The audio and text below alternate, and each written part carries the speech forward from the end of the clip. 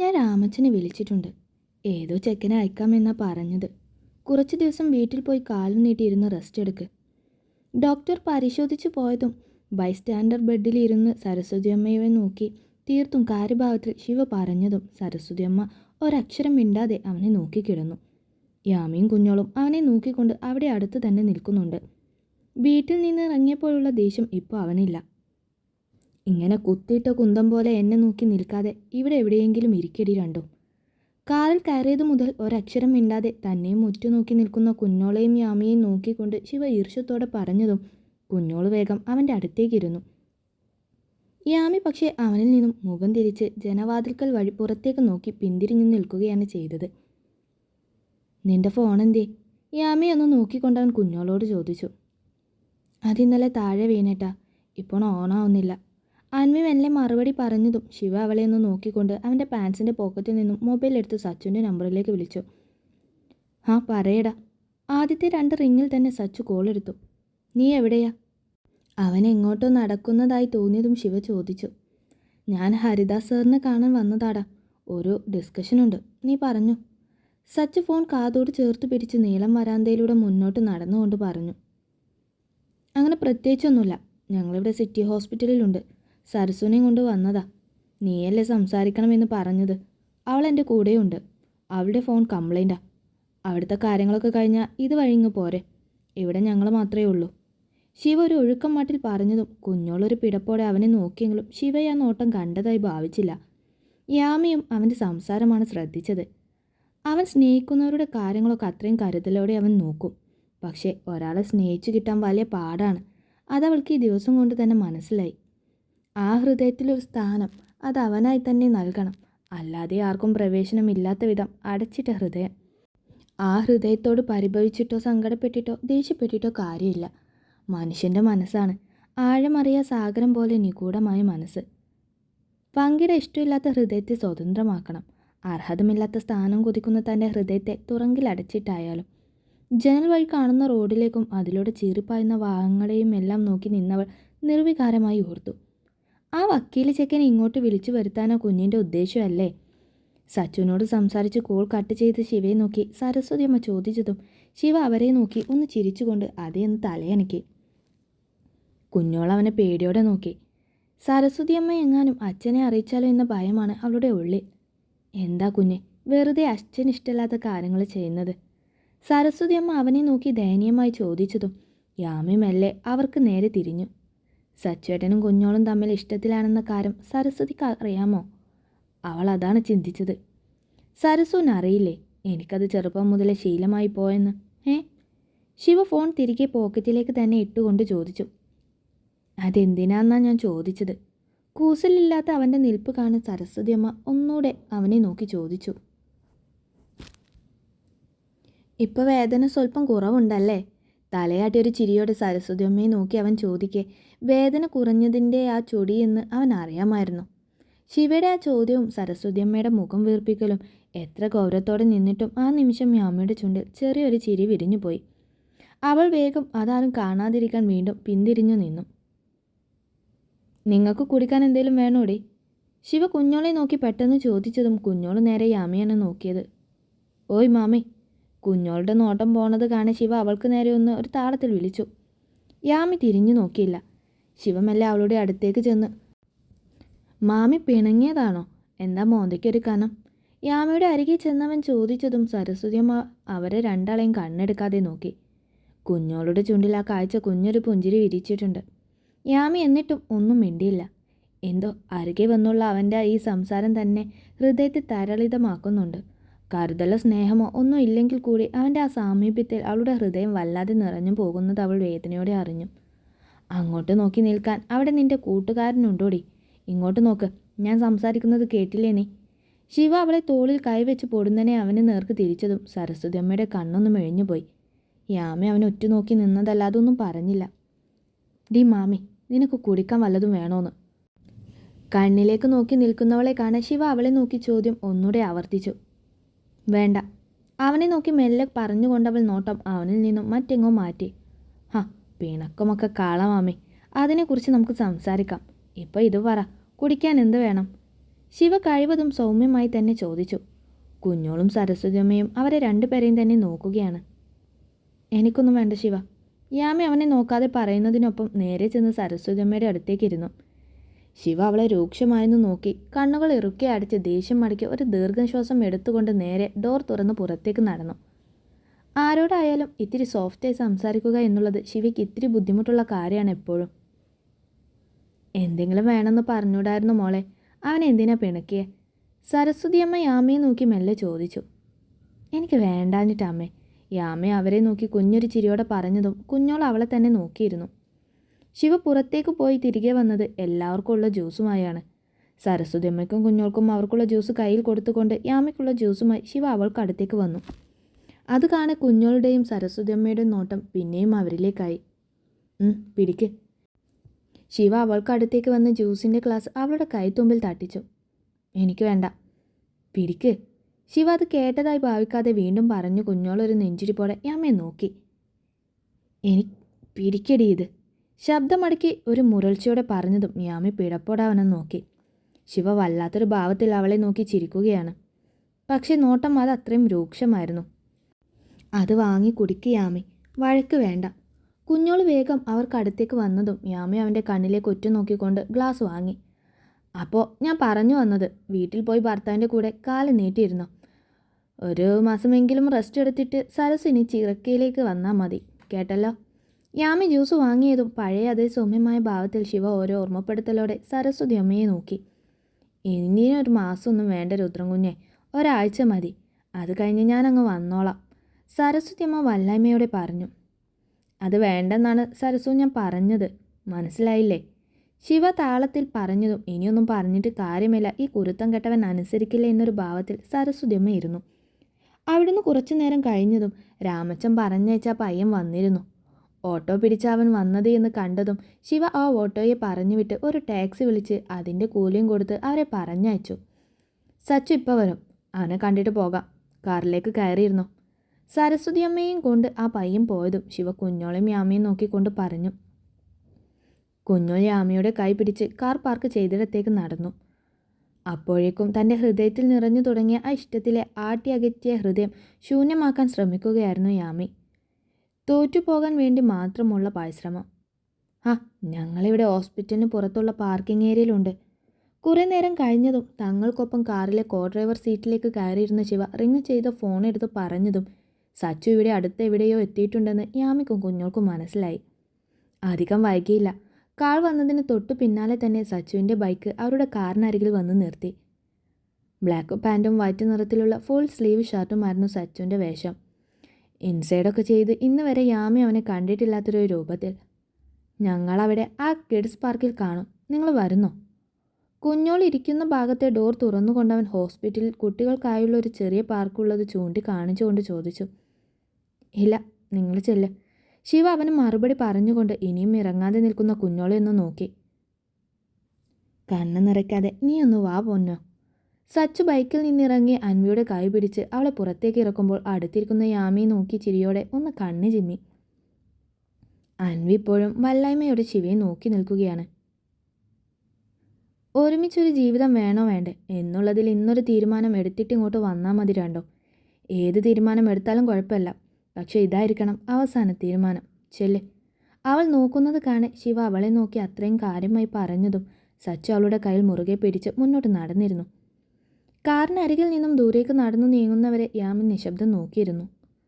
ഒന്നിച്ച് ജീവിക്കാൻ ഏറെ ആഗ്രഹിക്കുന്നവരെ തമ്മിൽ അകറ്റിയും പരസ്പരം സ്നേഹിക്കാനാവില്ലെന്നുറപ്പുള്ള ഹൃദയങ്ങളെ കൂട്ടിച്ചേർത്തും ദൈവം തൻ്റെ വിധി നടപ്പിലാക്കുന്നതോർക്കെ അവളൊന്ന് മന്ദഹസിച്ചു. ആ മന്ദഹാസത്തോടെ ഇരിക്കുമ്പോഴാണ് പെട്ടെന്ന് മുന്നിലെ സീറ്റിലിരുന്നവൻ സീറ്റ് അഡ്ജസ്റ്റ് ചെയ്ത് അവളുടെ മടിയിൽ എന്നപ്പോൾ കിടന്നത്. പെട്ടെന്നായതുകൊണ്ട് തന്നെ അവൻ്റെ ആ പ്രവൃത്തിയിൽ യാമി ശരിക്കും ഞെട്ടി.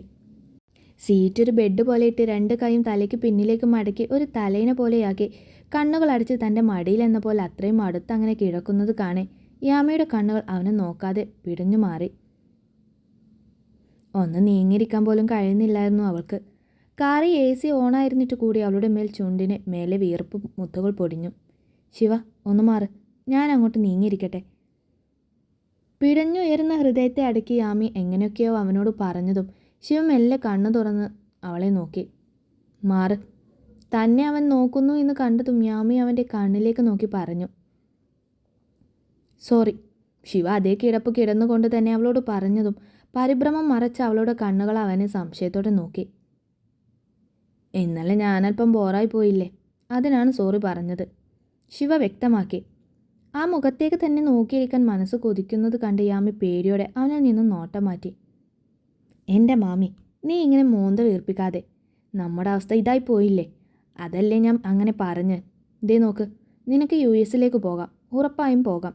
പക്ഷെ പോകുമ്പോൾ എല്ലാം അവസാനിച്ച് പോകുന്നതല്ലേ അതിൻ്റെ ഒരു ശരി. 6 മാസം നീ ഇവിടെ തന്നെ നിൽക്ക്. അത് കഴിഞ്ഞ് ഡിവോഴ്സ് കിട്ടിയതിന് ശേഷം ദേ ഞാൻ തന്നെ നിനക്ക് അവിടെ അഡ്മിഷൻ റെഡിയാക്കി തരാം. വാക്ക്. നമുക്ക് 2 പേർക്കും വേണ്ടിയിട്ടാണ് ഞാൻ ഈ പറയുന്നത്. ഇങ്ങനെ കരഞ്ഞു കൂവി കൊച്ചു കുട്ടികളെ പോലെ ചിന്തിക്കാതെ കുറച്ച് പക്വതയോടെ ചിന്തിക്കുന്നേ. ശിവ ആ കിടന്ന കിടപ്പിൽ നിന്നൊന്ന് അനങ്ങുക പോലും ചെയ്യാതെ അവളെ നോക്കി സൗമ്യമായി തന്നെ അത്രയും പറഞ്ഞു. പുറത്തേക്ക് മെഴി നട്ടിരിക്കുന്നവളുടെ കണ്ണുകൾ എന്തിനോ വീണ്ടും നിറഞ്ഞുപോയി. ദേ നോക്ക്, ആരുമില്ല, ഒറ്റയ്ക്കാണെന്നൊക്കെയുള്ളത് നിന്റെ പ്രശ്നമെങ്കിൽ ഇന്നു മുതൽ നിനക്ക് ഞാനുണ്ട്.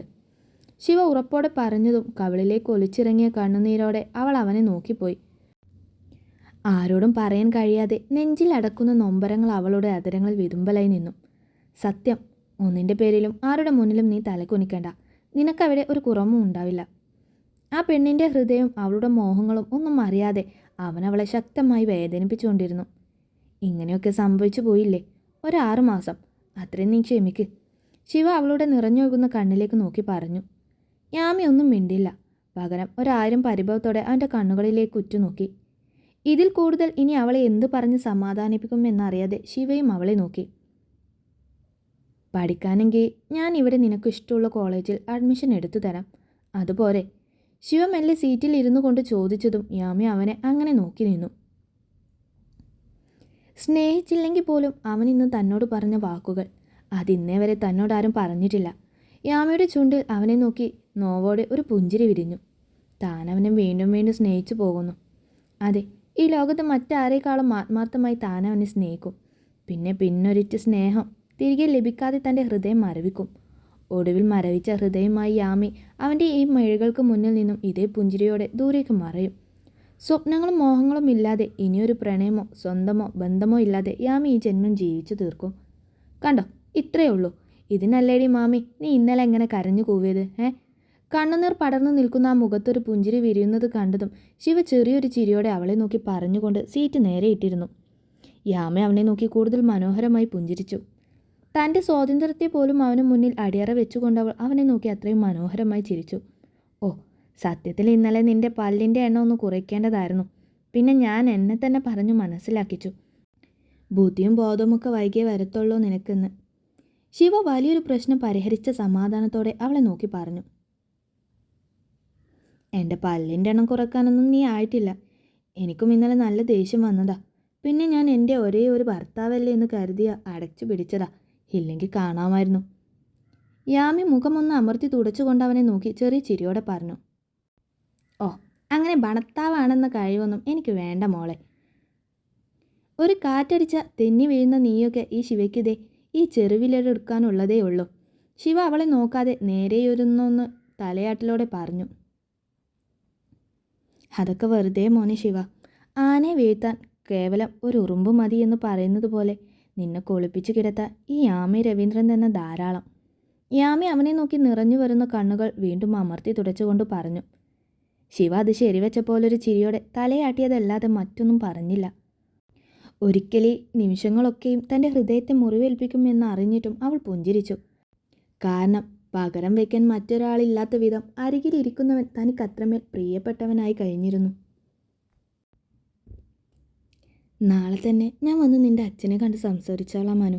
ഞാൻ പറയുന്നതൊന്ന് കേൾക്ക്, വാശിയാണിക്കല്ലേ. കുഞ്ഞോൾക്കൊപ്പം പാർക്കിലെ സിമെൻ്റ് ബെഞ്ചിലിരിക്കെ സച്ചു അവളുടെ തോളിൽ തല ചായച്ചുകൊണ്ട് അത്രയും സ്നേഹത്തോടെ പറഞ്ഞു. കുഞ്ഞോളൊന്നും മിണ്ടിയില്ല.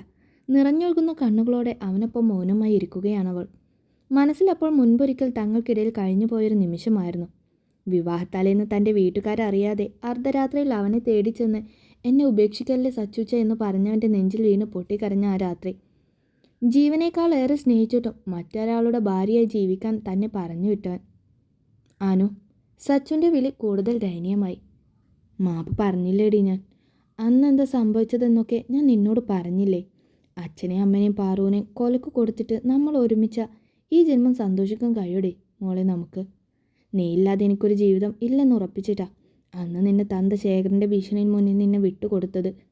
ഒത്തിരി വേദനിച്ചാലും നിന്നെ അയാൾ എന്നേക്കാൾ നല്ലൊരുത്തനെ തന്നെ ഏൽപ്പിക്കുമല്ലോ എന്ന വിശ്വാസം. മരണം വരെ ഞാൻ കരയേണ്ടി വന്നാലും നീ സുരക്ഷിതമാണല്ലോ, സന്തോഷവതിയാണല്ലോ എന്ന ആശ്വാസം. സച്ചു അവളുടെ കൈകൾ അവൻ്റെ കൈക്കുള്ളിൽ പൊതിഞ്ഞു പിടിച്ചുകൊണ്ട് പറഞ്ഞു. അൻവിയുടെ കണ്ണുനീർ കൂടുതൽ ശക്തിയോടെ ഒഴുകി തുടങ്ങി. ഞാൻ വന്ന് സംസാരിക്കട്ടെടി? സച്ചു മെല്ലെ എഴുന്നേറ്റ് അവൾക്ക് മുന്നിലേക്ക് ഇരുന്നു കൊണ്ട് ചോദിച്ചു. അച്ഛനിപ്പോഴും സമ്മതിക്കില്ല. അവൾ കണ്ണുകൾ അമർത്തി തുടച്ചുകൊണ്ട് പറഞ്ഞു. അതൊന്നും നീ നോക്കണ്ട, ഞാൻ വന്ന് ചോദിക്കാം. സമ്മതിച്ചാൽ അവരുടെ അനുവാദത്തോടെ ജീവിച്ചു തുടങ്ങാം നമുക്ക്. ഇല്ലെങ്കിൽ നീ എൻ്റെ കൂടെ ഇറങ്ങി വരണം. ഞാൻ കൊണ്ടുപോകും നിന്നെ. ആരുടെ സമ്മതവും വേണ്ട നമുക്ക്. സച്ചു അവളുടെ കയ്യിൽ കൂടുതൽ ശക്തിയായി പിടിച്ചുകൊണ്ട് പറഞ്ഞു. വേണ്ട, അന്നത്തെ പോലെ അച്ഛനീനും എന്തെങ്കിലും ചെയ്യും. ഒന്നും വേണ്ട. സച്ചുച്ചൻ വിളിച്ചാൽ ഞാൻ വരില്ല. അന്നി നിഷേധത്തോടെ തലയാട്ടിക്കൊണ്ട് പറഞ്ഞു. അയാൾ ഇനി അങ്ങനെയൊന്നും ചെയ്യില്ല. ഇനി ചെയ്താലും അത് ഞാൻ നോക്കിക്കോളാം. അന്നത്തെ പോലെയാണോ ഞാനിപ്പോൾ? ആ അവസ്ഥയൊക്കെ മാറിയില്ലടി. സച്ചു അവളുടെ മുഖം കൈക്കുമ്പിളിൽ എടുത്തു കലങ്ങിയ കണ്ണുകളോടെ പറഞ്ഞു. വേണ്ട. അൻവി അവൻ്റെ കണ്ണിലേക്ക് നോക്കി തന്നെ പറഞ്ഞു. അനു, ഞാൻ പറയുന്നത് അനുസരിക്കടി. അന്നങ്ങനെ ചെയ്തതിൽ പിണക്കമാണെങ്കിൽ നീ പിണങ്ങിക്കോ. എങ്ങനെ വേണമെങ്കിലും പകരം വീട്ടിക്കോ. പക്ഷെ അതെനിക്കൊപ്പം ജീവിച്ചുകൊണ്ട് മതി. അല്ലാതെ ഇനിയും മറ്റൊരുത്തൻ്റെ മുമ്പിലേക്ക് ഞാൻ നിന്നെ വിട്ടുകൊടുക്കില്ല. നഷ്ടപ്പെടുത്താൻ വയ്യടി. പ്ലീസ്, സച്ചുച്ചൻ പറയുന്നതൊന്ന് കേൾക്ക്. ഞാൻ വന്ന് വിളിച്ച കൂടെ വരണം. സച്ചു അവളുടെ കണ്ണും മുഖവും എല്ലാം തുടച്ചു കൊടുത്തുകൊണ്ട് സ്നേഹത്തോടെ പറഞ്ഞു. അൻവി കരഞ്ഞുകൊണ്ട് വീണ്ടും ഇല്ലെന്ന് തന്നെ തലയനക്കി. പിന്നെ എന്താണ് നിൻ്റെ ഉദ്ദേശം? ഇനിയും നിൻ്റെ തന്ത കൊണ്ടുവരുന്നവൻ്റെ മുന്നിൽ പോയി കെട്ടിയൊരുങ്ങി നിൽക്കാനാണോ? സച്ചു അവളെ പിടിച്ചുലച്ചുകൊണ്ട് ചോദിച്ചു. അങ്ങനെ ഒരവസ്ഥ വന്നാൽ എന്ത് ചെയ്യണമെന്നെനിക്കിന്ന് നന്നായി അറിയാം. അതൊന്നും ഓർത്ത് സച്ചൂച്ചൻ ടെൻഷൻ ആവണ്ട. എന്നെപ്പോലൊരു രണ്ടാം കെട്ടുകാരുടെ ഭർത്താവാനുള്ളതല്ല സച്ചൂച്ചൻ. നല്ലൊരു കുട്ടിയെ കണ്ടുപിടിച്ച് സന്തോഷമായി ജീവിക്കണം. ഞാൻ എന്നും എപ്പോഴും നിങ്ങളുടെ സന്തോഷത്തിന് വേണ്ടി മാത്രമേ പ്രാർത്ഥിക്കൂ. അൻവി അവൻ്റെ കണ്ണിലേക്ക് നോക്കി വല്ലാത്തൊരു മനസ്സുറപ്പോടെ പറഞ്ഞുകൊണ്ട് എഴുന്നേറ്റതും സച്ചു അത്രയും ദയനീയതയോടെ അവളെ നോക്കി. ഈ വാക്കുകളൊക്കെ അന്ന് എന്നെ തേടി വന്നവളോട് താൻ പറഞ്ഞതാണെന്ന് അവനറിയാം. അതുകൊണ്ട് തന്നെ നെഞ്ചിലാകെ ഒരു വേദന പടർന്നു കിടന്നു. സച്ചു അങ്ങനെ അവിടെ ഇരിക്കുമ്പോഴും അൻവി അവനെ വിട്ട് മുന്നോട്ട് നടന്നു കഴിഞ്ഞിരുന്നു. ശിവയുടെ കാറിന് അരികിലേക്ക് നടന്നകലുന്നവളെ നോക്കി നിൽക്കെ അവൻ്റെ ഉള്ളം കൂടുതൽ നോവോടെ പിടഞ്ഞു. സംസാരിച്ചോ? എന്താണ് രണ്ടാളുടെയും തീരുമാനം?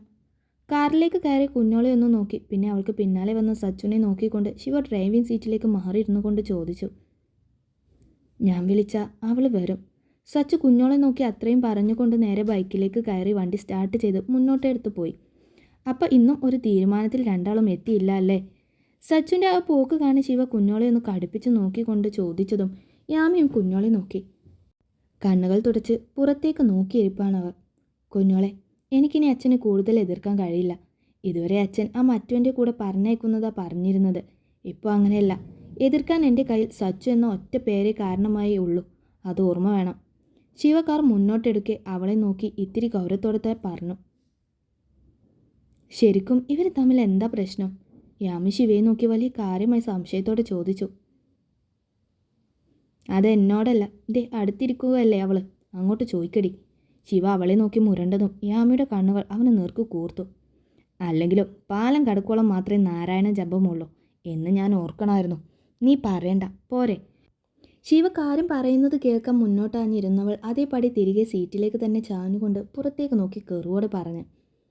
അത് ഞാൻ മാത്രമല്ല, നീ അടക്കം ഈ ലോകത്തുള്ള എല്ലാ മനുഷ്യഗണവും അങ്ങനെ തന്നെയാ. ശിവ അവളെ തിരിഞ്ഞു നോക്കാതെ അതേ ചൊടിയോടെ തന്നെ പറഞ്ഞു. അതിന് നീ ലോകത്തുള്ള എല്ലാ മനുഷ്യരോടും അടുത്ത് പെരുമാറിയിട്ടുണ്ടോ? ഇവിടെ അരികിലുള്ളവരെ തന്നെ കണ്ട ഭാവമില്ല. പിന്നെയല്ലേ ബാക്കിയുള്ളവരോട് നോക്കുന്നേ. കല്ലുപോലൊരു നെഞ്ചും അതിനുള്ളിൽ മനസ്സാക്ഷി ഇല്ലാത്തൊരു മനസ്സുമാണ് നിനക്ക്. അതുകൊണ്ട് ഇങ്ങനെയൊക്കെ തോന്നും. നിന്നെ പറഞ്ഞു തിരുത്താൻ പാകപ്പെട്ടവരാരും ഇതുവരെ ജനിച്ചിട്ടില്ല. യാമി ഒട്ടും തോറ്റു കൊടുക്കാതെ പറഞ്ഞു. അങ്ങനെ പറയരുത്.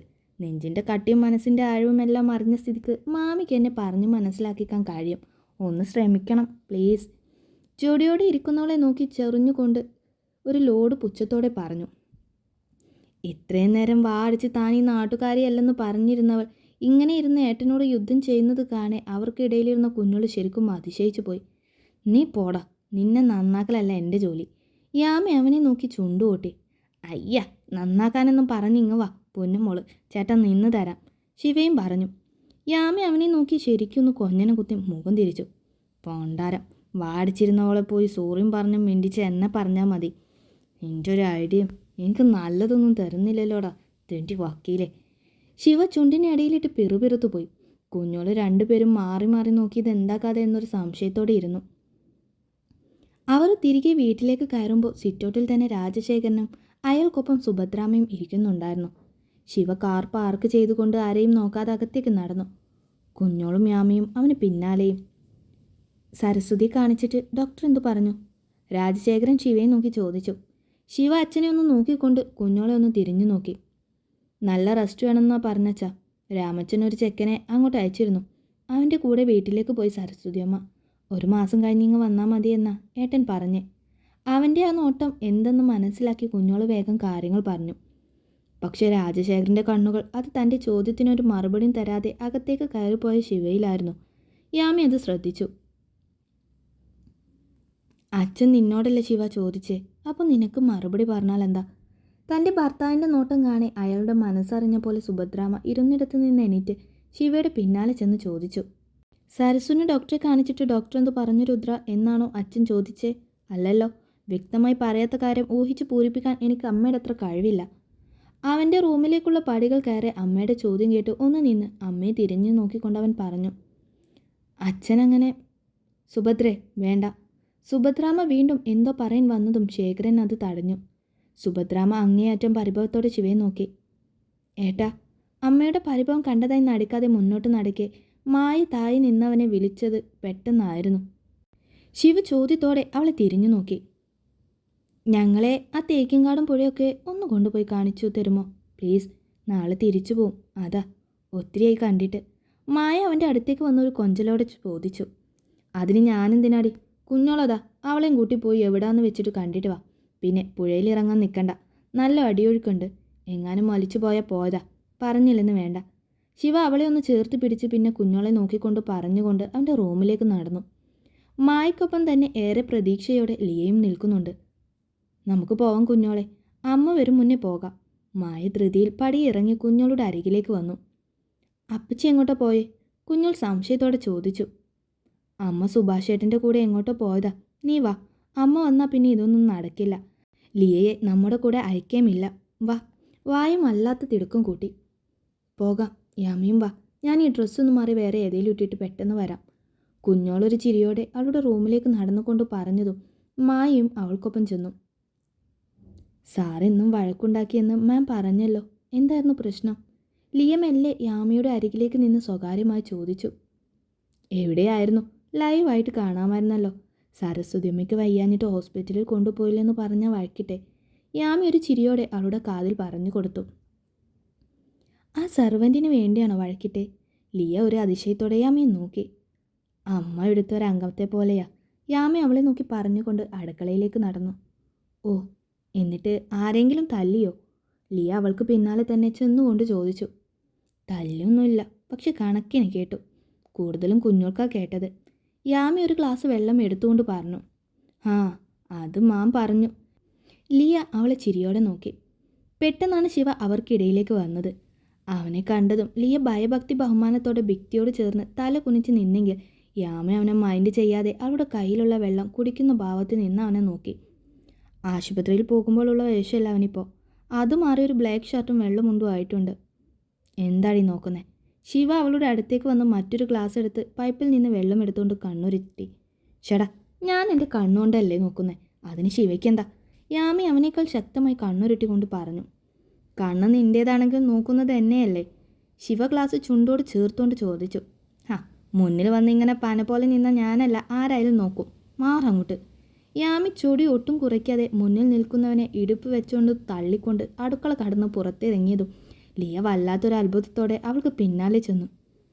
ഓ മൈ ഗോഡ് യാമി, നീ സാറിനോട് ഇങ്ങനെയൊക്കെ സംസാരിക്കോ? ലിയ അതിശയത്തോടെ ചോദിച്ചു. ഇങ്ങനെ അല്ലാതെ നിന്റെ സാറിനോട് സംസാരിക്കാൻ ആർക്കും കഴിയില്ല. യാമി അവളെ നോക്കി കണ്ണ് ചിമ്മിക്കൊണ്ട് പറഞ്ഞ് ഒപ്പം മുന്നോട്ട് നടക്കുകയും ചെയ്തു. അപ്പോഴേക്കും കുഞ്ഞോളും മായയും അവർക്ക് അടുത്തേക്ക് ഓടി വന്നു. അവർക്ക് പിന്നാലെ തന്നെ ശിവയും വരുന്നുണ്ട്. പോകുന്നതൊക്കെ കൊള്ളാം. പോകുന്നത് പോലെങ്കിലും തിരിച്ചു വന്നോണം. വേണ്ടാത്ത സാഹസത്തിനൊന്നും നിൽക്കരുത്. പിന്നിലായി നടക്കുന്ന കുഞ്ഞോളെയും മായയും നോക്കിക്കൊണ്ട് പറഞ്ഞു. മുണ്ടും മടക്കി കുത്തി ശിവ മുന്നോട്ട് നടന്നു. അവൻ്റെ സംസാരം കേൾക്കെ യാമി തിരിഞ്ഞു നോക്കാതെ ചുണ്ടൊന്ന് കൂട്ടി. മനസാക്ഷിയില്ലാത്ത ദുഷ്ടൻ, അവളൊന്ന് പരിഭവിച്ചു. ദേ അത് കണ്ടോ, അതാണ് 4-5 കൊല്ലം മുന്നേ നമ്മുടെ കണാരേട്ടൻ നട്ട ചന്ദ്രകൽപ്പ തെങ്ങ്. അതിലുണ്ടാകുന്ന തേങ്ങയുണ്ടല്ലോ, അതാണ് തേങ്ങ.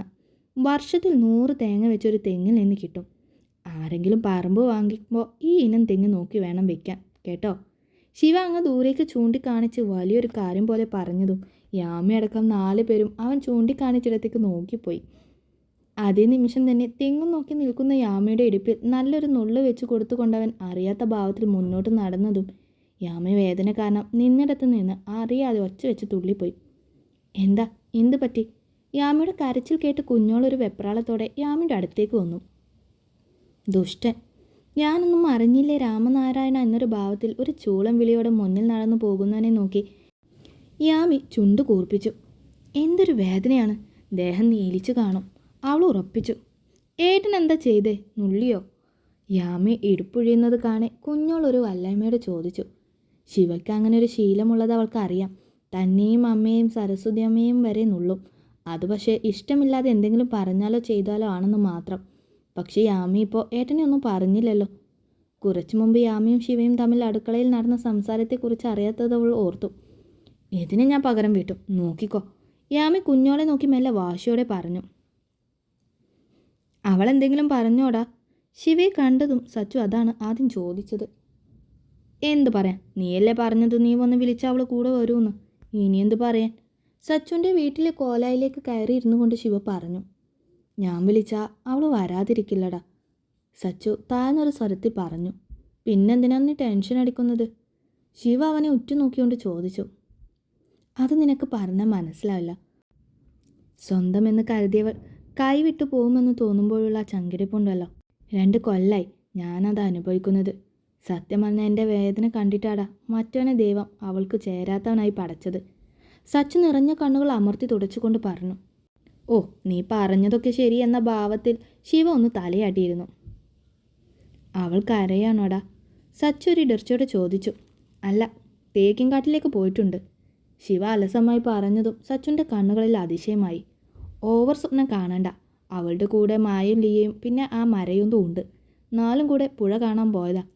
സച്ചുൻ്റെ കണ്ണിലെ തിളക്കം കാണി ശിവ ഒരു കളിയാക്കലോടെ പറഞ്ഞു. അതൊന്നും സാരല്ല, നീ വാ, നമുക്ക് അങ്ങോട്ട് പോകാം. എന്തിന്? എനിക്ക് വേറെ പണിയുണ്ട്. ഞാനില്ല, ശിവ പുച്ഛത്തോടെ പറഞ്ഞു. നിനക്കൊരു പണിയും ഇല്ല, വാടാ. സച്ചു അവൻ്റെ കൈ പിടിച്ച് വലിച്ച് തെങ്ങിൻ തോപ്പിലൂടെ തേക്കിൻ കാട് വഴി നടന്നു. ഏട്ടാ ചായ. അവർക്കുള്ള ചായയുമായി കോലായിലേക്ക് വന്ന പാറ ഉച്ചത്തിൽ വിളിച്ചു. ഇപ്പം വേണ്ടടി. സച്ചു അവളെ തിരിഞ്ഞു നോക്കാതെ ഒരു കൈ ഉയർത്തി മറ്റേ കൈ കൊണ്ട് ശിവയെ പിടിച്ചു വലിച്ച് വേഗത്തിൽ മുന്നോട്ട് നടന്നു. പാറുവിൻ്റെ മുഖം വല്ലാതെ വീർത്തുപോയി. അവരിറങ്ങിയ പാടെ പറഞ്ഞിരുന്നുവെങ്കിൽ ഇപ്പോൾ അവിടെ എത്തിയേനെ നമ്മൾ. സച്ചു ശിവയെ നോക്കി ഒന്ന് പരാതി പോലെ പറഞ്ഞു.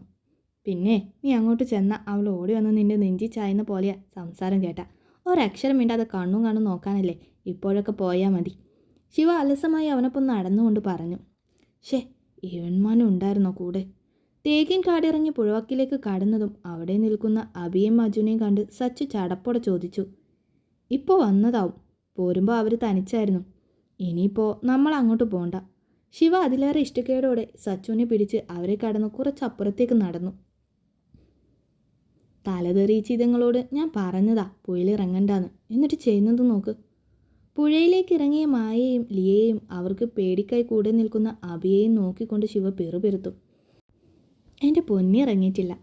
കരയിലുള്ള പാറക്കല്ലിൽ ഒതുങ്ങിയിരിക്കുന്ന കുഞ്ഞോളെ നോക്കി സച്ചു പറഞ്ഞു. ഓ, ഒലിപ്പീര് നിർത്തടാ.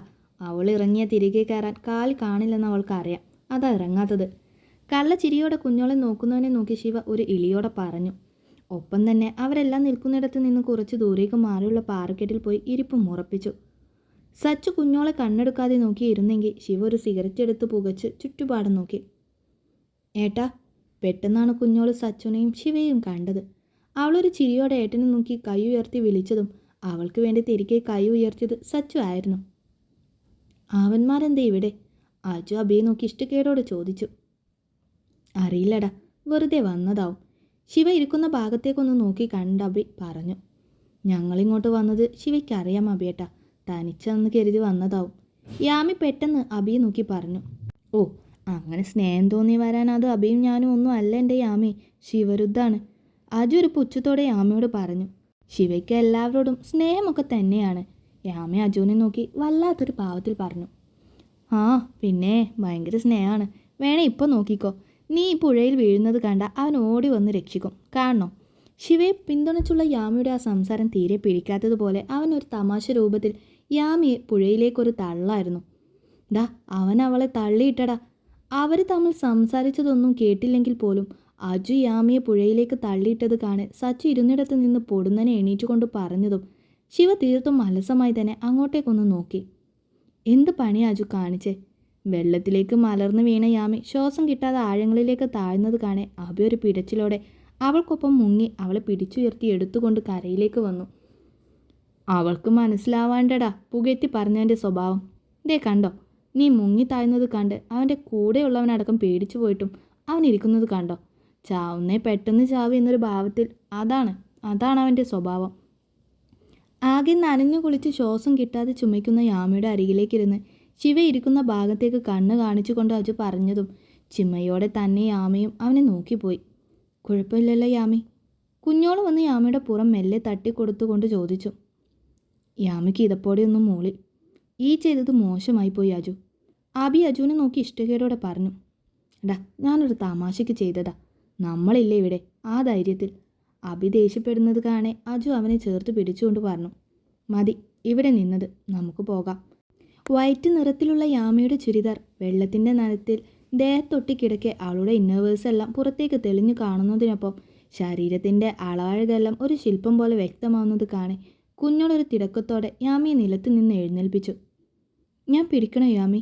അബി അവളെ നോക്കി ഒരു സഹായത്തിനായി അരികിലേക്ക് വന്നതും കണ്ണുകൾ ഉടക്കിയത് അവളുടെ മേനിയുടെ അളവഴകിൽ തന്നെയായിരുന്നു. വേണ്ടെന്ന് പറഞ്ഞ് പിന്നോട്ട് വലിക്കുന്ന യാമിയെ കാണെ അവനാകെ എന്തോ പോലെയായി. അജുനെ കളിയോടെ ഒന്ന് നോക്കി അവൻ. വാ പോകാം. പിന്നെ മുട്ടോളം നനഞ്ഞിരിക്കുന്ന മായയും ലിയയും വിളിച്ച് യാമിക്ക് നേരെ നോട്ടം എത്താത്ത വിധം മുന്നിൽ നടന്നു. എന്നാൽ ഉദ്ദേശം മറ്റൊന്നായിരുന്നു എങ്കിൽ കൂടി ഇപ്പോൾ കണ്ണിൽ തെളിയുന്ന കാഴ്ച അതൊന്നും സുഖമുള്ളതാണല്ലോ എന്നൊരു വൃത്തികെട്ട നോട്ടമായിരുന്നു അജുവിൻ്റെ കണ്ണിൽ. ആ പന്നൻ അവളെ നോക്കുന്നത് നോക്കടാ. കുഞ്ഞോളുടെ മറ പറ്റി പിന്നിൽ നടക്കുന്ന യാമിയുടെ പിന്നിലായി അവളെ സംരക്ഷിക്കുന്നു എന്നൊരു ഭാവത്തിൽ നടക്കുന്നവൻ്റെ കണ്ണ് അവളുടെ ദേഹത്താകെ ഉഴയുന്നത് കാണെ സച്ചു പല്ലി ഞെരിച്ച് അതിശയത്തോടെ പറഞ്ഞു. ശിവയുടെ നോട്ടം അപ്പോഴും അത്രയും അലസമായത് അവളെ നോക്കിയത്. പക്ഷെ കണ്ണുകൾ ഏതൊരുവൻ്റെയും പോലെ ആ മേനിയിലെ നുടക്കി. നിമിഷ നേരത്തിൽ അവളിൽ നിന്നും കണ്ണു വെട്ടിക്കാൻ തുനിഞ്ഞവൻ അവൾക്ക് പിന്നിലുള്ള അജുവിൻ്റെ കഴുകൻ കണ്ണുകളിൽ പെട്ടതും എന്തെന്നില്ലാത്തൊരു കോപം അവൻ്റെ ഉള്ളിൽ ആളി പടർന്നു. മുഖത്തെ ഞരമ്പുകൾ വലിഞ്ഞു മുറുകുന്നതിനൊപ്പം ഇരിക്കുന്നിടത്ത് നിന്നവൻ പൊടുന്നനെ എണീറ്റു. ഡീ! അടുത്ത നിമിഷം അതൊരു അലർച്ച തന്നെയായിരുന്നു.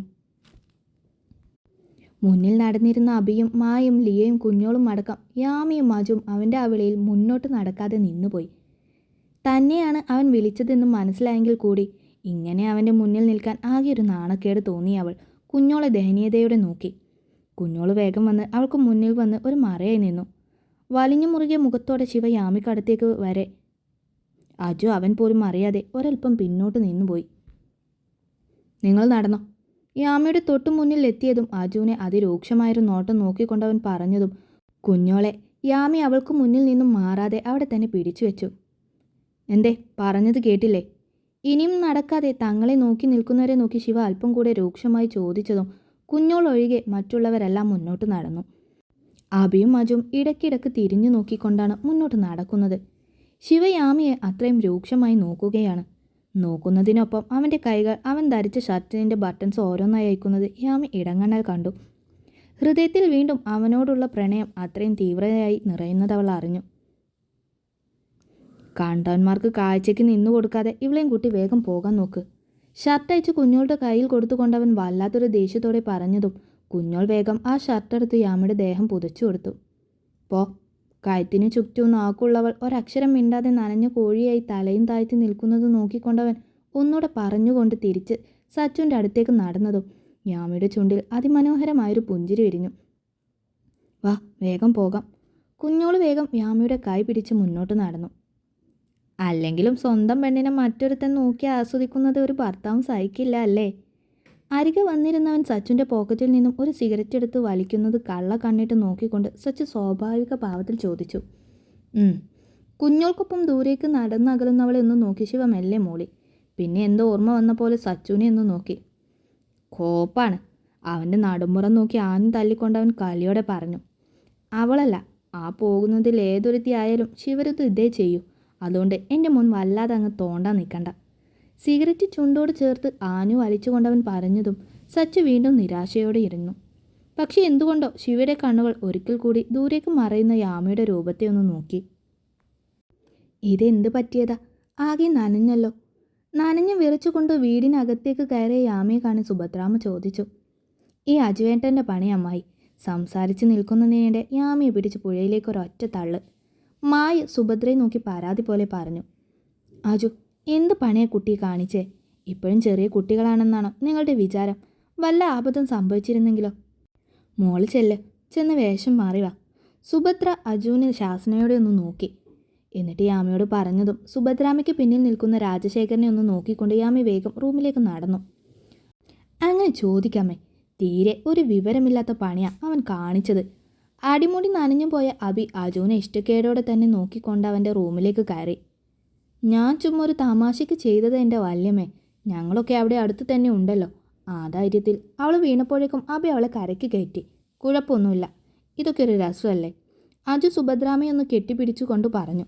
ഒപ്പം മായയെ നോക്കി ഒന്ന് കണ്ണുരുട്ടിക്കൊണ്ട് അവൻ്റെ റൂമിലേക്ക് നടന്നു. അമ്മ വന്നു അമ്മായി? ലിയയെ കൂട്ടി റൂമിലേക്ക് പോകെ മായ ചോദിച്ചു. ഇല്ല മോളെ, അമ്മ രാത്രിയാകുന്നാ പറഞ്ഞത്. സുഭദ്രാമ അവളോട് ചിരിയോടെ മറുപടി പറഞ്ഞു. കുഞ്ഞോളെ, യാമയോടെ ഒന്ന് കുളിച്ചതിന് ശേഷം വസ്ത്രം മാറാൻ പറ. ഇല്ലെങ്കിൽ ചിലപ്പോൾ പനി പിടിക്കും. പുഴയിലേക്കല്ലേ വീണത്. അച്ഛനെ നോക്കി മുഖം കുനിച്ച് നിൽക്കുന്ന മകളോടായി അമ്മ പറഞ്ഞതും കുഞ്ഞോള് വേഗം യാമയുടെ അടുത്തേക്ക് ചെന്നു. അവരുടെ കൂടെ ശിവയുണ്ടായിരുന്നോ? എല്ലാവരും പോയതും രാജശേഖരൻ ഭാര്യയെ നോക്കി സംശയത്തോടെ ചോദിച്ചു. ഇല്ല ശേഖരേട്ടാ, അവൻ പിന്നെയല്ലേ ഇവിടുന്ന് പോയത്. സുഭദ്രാമ അയാൾക്ക് അടുത്തേക്ക് ഇരുന്നു കൊണ്ട് പറഞ്ഞു. അല്ല, ആ കുട്ടിയുടെ ദേഹത്തുള്ളത് ശിവയുടെ ഷർട്ടാണ്. രാജശേഖരൻ ഉറപ്പോടെ പറഞ്ഞു. ഏയ്, അതവൻ വഴിയില്ല ശേഖരേട്ടാ. അവനാ മേലെ വീട്ടിലേക്കാ പോയതല്ലേ. സുഭദ്രാമ സംശയത്തോടെ പറഞ്ഞു. അല്ല സുഭദ്രേ, അവൻ്റെ വസ്ത്രം കണ്ടാൽ എനിക്കറിഞ്ഞൂടെ, അത് രുദ്രൻ്റെ ഷർട്ടാ. രാജശേഖരൻ ഉറപ്പിച്ച് പറഞ്ഞുകൊണ്ട് അവിടുന്ന് എണീറ്റ് റൂമിലേക്ക് നടന്നു. സുഭദ്രാമയ്ക്ക് പിന്നെയും സംശയമായി. അവരതേ സംശയത്തോടെ തന്നെ നേരെ അബിയുടെ റൂമിലേക്ക് നടന്നു. അബി കുളിച്ചിറങ്ങി തല തോർത്തുകയായിരുന്ന അബിയെ വിളിച്ചുകൊണ്ട് അവർ റൂമിലേക്ക് കടന്നത്. എന്താ അമ്മേ? അത് പിന്നെ യാമിയുടെ കയ്യിലുള്ളത് ശിവയുടെ ഷർട്ടാണോ? അച്ഛൻ പറഞ്ഞു അത് അവൻ്റേതാണെന്ന്. അതെ അമ്മേ, അത് അവൻ കൊടുത്തതാ. അവളാകെ നനഞ്ഞല്ലേ നിന്നത്. അവിടുന്ന് ഇവിടം വരെ നടന്നിങ്ങ് വരണ്ടേ? അബി ഒരു ടീഷർട്ട് എടുത്തിട്ട് കൊണ്ട് പറഞ്ഞു. അപ്പം അവനും നിങ്ങളുടെ കൂടെ ഉണ്ടായിരുന്നോ? ഇല്ല അമ്മേ, അവനും സച്ചുവും പിന്നെയും അങ്ങോട്ടേക്ക് വന്നത്. എൻ്റെ ഷർട്ട് കൊടുക്കണമെന്ന് തോന്നിയതാ. പക്ഷെ ഞാനും ആകെ നനഞ്ഞിട്ടല്ലേ ഉണ്ടായിരുന്നേ. പിന്നെ അവൻ വന്നു കൊടുത്തു. അബി കണ്ണാടിക്ക് മുന്നിൽ നിന്ന് മുടി ചീകിക്കൊണ്ട് പറഞ്ഞു. അല്ലെങ്കിലും എൻ്റെ മോൻ നല്ലവനാ. അവനറിയാം എപ്പോൾ എന്ത് എങ്ങനെ ചെയ്യണമെന്നൊക്കെ. നിനക്കും നിൻ്റെ അച്ഛനുമാണ് അവനെ കണ്ണിൽ പിടിക്കാത്തത്. സുഭദ്രാമ ചെറിയൊരു ഗമയോടെയും പരിഭവത്തോടെയും പറഞ്ഞു. എന്നിട്ട് കണ്ണിന് പിടിക്കാത്ത എൻ്റെ അച്ഛനല്ലേ അവൻ്റെ ഷർട്ട് യാമയുടെ കയ്യിലെന്ന് ഒറ്റ നോട്ടത്തിന് മനസ്സിലായത്? അമ്മയ്ക്ക് മനസ്സിലായില്ലല്ലോ. അബി അമ്മയെ കളിയാക്കിക്കൊണ്ട് ചോദിച്ചു. പോടാ, ഞാനതത്ര ശ്രദ്ധിച്ചില്ല, അതാ മനസ്സിലാവാത്തത്. അല്ലെങ്കിൽ എൻ്റെ മോൻ്റെ ഷർട്ടൊക്കെ എനിക്ക് മനസ്സിലാവും. സുഭദ്രാമ അവനെ മെല്ലെ ഒന്ന് തല്ലിക്കൊണ്ട് പറഞ്ഞു. അബി അമ്മയെ നോക്കി മനോഹരമായി ചിരിച്ചു. അല്ല, മനോജെങ്കിലും മേട്ടനുമൊക്കെ അവിടെ എത്തിയിട്ട് വിളിച്ചോ? ഞാൻ അച്ഛനോട് അതേക്കുറിച്ച് ചോദിക്കാൻ വിട്ടുപോയി. വിളിച്ചു. അവിടെ എല്ലാവരും ഭയങ്കര വിഷമത്തിലാണ്. തേജു ഇതുവരെ വീട്ടിലേക്ക് വന്നിട്ടില്ലത്രേ. നാട്ടിൽ തന്നെ കാണുമെന്നാ അനി പറഞ്ഞത്. അവനങ്ങനെ ഒരു പ്രശ്നം ഉണ്ടെങ്കിൽ നേരത്തെ എല്ലാവരോടും പറയാമായിരുന്നു അല്ലേ അബി? വെറുതെ നമ്മുടെ കുഞ്ഞോളെ ഓർക്കുമ്പോൾ എൻ്റെ നെഞ്ചാളുന്നു. നമ്മളൊന്നും അറിഞ്ഞില്ലല്ലോടാ. ചേർത്ത് പിടിച്ച അബിയുടെ നെഞ്ചിലേക്ക് ചാഞ്ഞുകൊണ്ട് സുഭദ്രാമ്മ പറഞ്ഞു. അതിനവൾ നമ്മളോടൊന്നും തുറന്നു പറയില്ലല്ലോ അമ്മേ. അബി അമ്മയെ ചേർത്ത് പിടിച്ചുകൊണ്ട് പറഞ്ഞു. അവൾ പറഞ്ഞതൊന്നും നമ്മൾ കേട്ടില്ലല്ലോടാ, അതാവും. സുഭദ്രാമ്മ വാടി സ്വരത്തിൽ പറഞ്ഞു. അതൊന്നും ഇനിയും അച്ഛൻ കേൾക്കില്ല. അവളെ പൊന്നുപോലെ നോക്കാൻ കേൾപ്പുള്ളവനെ അച്ഛൻ അവളെ കൊടുക്കൂ. അതുകൊണ്ട് രുദ്രനും അച്ഛനും തമ്മിൽ അതേ ചൊല്ലി വഴിക്കണം എന്നതും ഉറപ്പാ. അന്നത്തെ പോലെ അല്ലേ ഇന്ന്. അന്ന് അവളും സച്ചുവും തമ്മിൽ ഇഷ്ടത്തിലാണെന്നത് അവൻ അറിയില്ലായിരുന്നു. അറിഞ്ഞിരുന്നെങ്കിൽ ആ വിവാഹം അവൻ മുടക്കിയേനെ. അതുകൊണ്ടാണ് വിവാഹത്തിൻ്റെ അന്നേ ദിവസം തന്നെ അവനെ അച്ഛൻ നാട്ടിലേക്ക് വരുത്തിച്ചത്. അതൊക്കെ പ്രതീക്ഷിച്ചിട്ട് നിന്ന പ്രശ്നം നടക്കുമ്പോൾ എൻ്റെ അമ്മയ്ക്ക് ഒത്തിരി ടെൻഷനാകാതെ നിൽക്കാം. ഇല്ലേ അവനും അച്ഛനും തമ്മിലുള്ള വഴക്കിനിടെ എൻ്റെ ഈ പുന്നാര അമ്മ ചെന്ന് നടുക്ക് നിൽക്കും. രണ്ടുപേരുടെ കയ്യിൽ നിന്നും കണക്കിന് കിട്ടും. അബി അമ്മയെ ശക്തമായെന്ന് കെട്ടിപ്പിടിച്ചുകൊണ്ട് പറഞ്ഞു. നീ പറ അബി അച്ഛനോട്, അവനോട് വഴക്കിന് നിൽക്കല്ലേന്ന്. ഇതിപ്പോൾ കാലം എത്രയായി? അച്ഛനും അവനും അമ്മയ്ക്ക് വയ്യ മോനെ ഇതിങ്ങനെ കണ്ടു നിൽക്കാം. നീ ഒന്ന് പറയേ. നീ പറഞ്ഞാൽ അച്ഛൻ കേൾക്കും. അമ്മേ, അച്ഛനല്ല പ്രശ്നത്തിന് നിൽക്കുന്നത്. അതിതുവരെ അമ്മയ്ക്ക് മനസ്സിലായില്ലേ? അച്ഛൻ എന്തു പറഞ്ഞാലും അതനുസരിക്കാൻ രുദ്രന് വയ്യ. ചിലപ്പോൾ എനിക്ക് തോന്നും അച്ഛൻ പറഞ്ഞതുകൊണ്ട് മാത്രമാണ് അവൻ പലതും അനുസരിക്കാത്തതെന്ന്. അബി ഒരു ദീർഘശ്വാസത്തോടെ അമ്മയെ നോക്കി പറഞ്ഞതും സുഭദ്രാമ്മ കലങ്ങിയ കണ്ണുകളുമായി അവൻ്റെ നെഞ്ചിലേക്ക് ചാഞ്ഞു.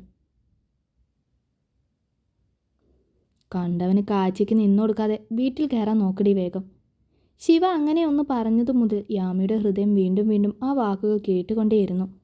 അത് പറയുമ്പോഴുണ്ടായവൻ്റെ മുഖത്തെ ദേഷ്യം യാമിയുടെ കണ്ണിൽ ആ മുഖം മാത്രം തെളിഞ്ഞു നിന്നു. നെഞ്ചോടെ അടക്കി പിടിച്ച ആ ഷർട്ടിൽ അവളുടെ കൈകൾ മുറുകിക്കൊണ്ടേയിരുന്നു. എന്തിനാണ് താൻ ഇങ്ങനെ സന്തോഷിക്കുന്നത്? താൻ ആഗ്രഹിക്കുന്നതൊന്നും ആ മനസ്സിലില്ലെന്ന് അത്രയും ഉറപ്പുണ്ടായിട്ട് കൂടി കേവലം ഒരു നിമിഷത്തെ തന്നോടുള്ള അവൻ്റെ കരുതലോർത്ത് താൻ ഇങ്ങനെ സ്വയം മറന്നു സന്തോഷിക്കുന്നത് എന്തിനാണ്? അവൾ ചിന്തിച്ചു പോയി. പ്രണയം വിവേകത്തെ നശിപ്പിക്കുന്നു. എന്തിനേറെ ഈ ലോകത്തെ തന്നെ മറന്നു പോകും വിധം പ്രണയം എന്ന വികാരം മനുഷ്യൻ്റെ ഹൃദയത്തെ കീഴടക്കും. യാമിയുടെ കണ്ണുകൾ അവളുടെ അവസ്ഥയോർത്ത് കരയുകയും ഹൃദയം ഈ നിമിഷത്തെ ഓർത്ത് സന്തോഷിക്കുകയും ചെയ്തു. പെട്ടെന്നാണ് റൂമിൻ്റെ ഡോറിൽ ആരോ തട്ടി വിളിച്ചത്. ശിവയുടെ ഷർട്ടുമായി മറ്റേതോ ലോകത്തെന്നപ്പോൾ ബെഡിലിരുന്നവൾ കയ്യിലെ ഷർട്ട് ബെഡിലേക്കിട്ട് ഒരു ഞെട്ടലോടെ എഴുന്നേറ്റ് വാതിൽ തുറക്കാനായി നടന്നു. ഹായ്. വാതിൽ തുറന്നതും കാണുന്നത് നിറഞ്ഞ ചിരിയോടെ മുന്നിൽ നിൽക്കുന്ന അജുനെയാണ്. യാമിയുടെ മുഖത്തെ പ്രകാശം ഒരൽപ്പം കെട്ടുപോയി. കുഴപ്പമൊന്നുമില്ലല്ലോ തനിക്ക്? അജു അതേ ചിരിയോടെ അവളുടെ റൂമിലേക്ക് കയറിക്കൊണ്ട് ചോദിച്ചു. കുഴപ്പമില്ലെങ്കിൽ കുഴപ്പമാവുന്നത് പോലെ ഒന്നുകൂടെ തള്ളിയിടാനാണ് അജുവേട്ടനെ? യാമി അവനെ നോക്കിയൊരു തമാശ പോലെ ചോദിച്ചു. ഏയ്, അതെന്താടോ അങ്ങനെ പറഞ്ഞേ? ഞാൻ താനപ്പോൾ ശിവയെ അത്രയും സപ്പോർട്ട് ചെയ്ത് സംസാരിച്ചപ്പോൾ താൻ വിചാരിക്കുന്ന പോലെ ഒന്നും അല്ല അവനെന്ന് മനസ്സിലാവാൻ വേണ്ടി ചെയ്തതല്ലേ? ഒരു റെഡ് ചുരിദാറിട്ട് കഴുത്തിലെ ഷോൾ അലസമായി തോളിലിട്ടുകൊണ്ട് നിൽക്കുന്നവളുടെ സൗന്ദര്യത്തെ അടിമുടിയൊന്ന് നോക്കിക്കൊണ്ടാൻ പറഞ്ഞു. എന്നിട്ടെൻ്റെ അഭിപ്രായം മാറിയെന്ന് തോന്നുന്നുണ്ടോ അജുവേട്ടന്? യാമയുടെ മുഖത്തൊരു പരിഹാസച്ചീരി തെളിഞ്ഞു.